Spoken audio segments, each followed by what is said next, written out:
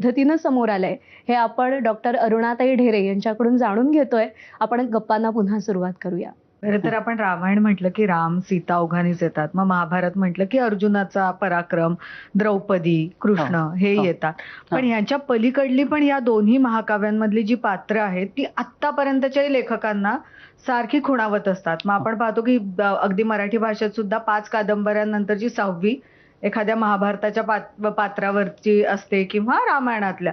तर ही जी सोबतची पात्र आहेत रामायणातली म्हणा किंवा महाभारतातली, आपण आज रामायणाबद्दल बोलतोय, तर या पात्रांबद्दल वाल्मिकी रामायणात अर्थात कमी आहे, प्रसंगानुरूप त्यांच्या विषयी येतं. पण ज्या लोककथा आहेत किंवा आपण लोकसाहित्य म्हणू, त्या साहित्यांमध्ये या सगळ्या पात्रांविषयी तुम्हाला काही नवीन आढळलं का, नवीन सापडलं का? मग ती उर्मिला असू शकते, लक्ष्मण असेल, भरत असेल किंवा कैकेयी सारखी पात्र किंवा शत्रुघ्न थोडं थोडं सापडलेलं नक्कीच आहे.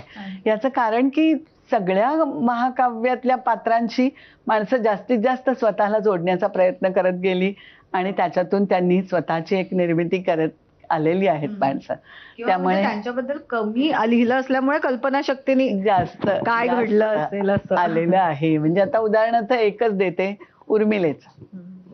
आपल्याकडे उर्मिलेविषयी इतकं कुतूहल आजही आपल्याला अनेकदा काही आहे का हो वाल्मिकी रामायणात असं विचारणारे माणसं सापडतात.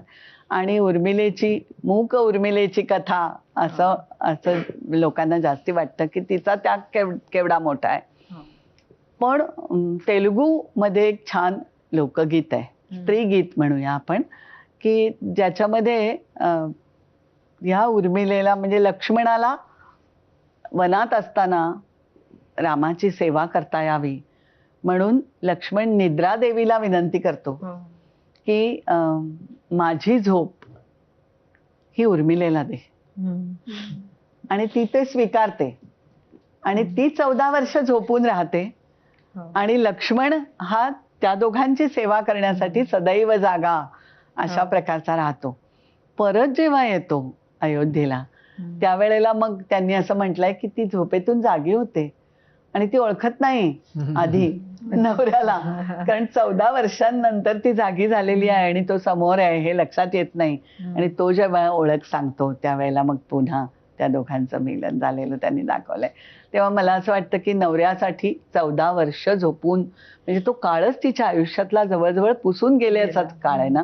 तो स्वीकारणारी उर्मिला ही आपल्याला एखाद्या लोकगीतामधून अशी भेटते की जी, किंवा आपल्याकडे आयाबाया ज्या आहेत त्या तिकडे हनुमंतानी लंका जाळली तर त्यांचा बाळच असल्यासारखा म्हणतात की ये रे ये हनुमंता बाळा, लंका जाळून झालायस काळा.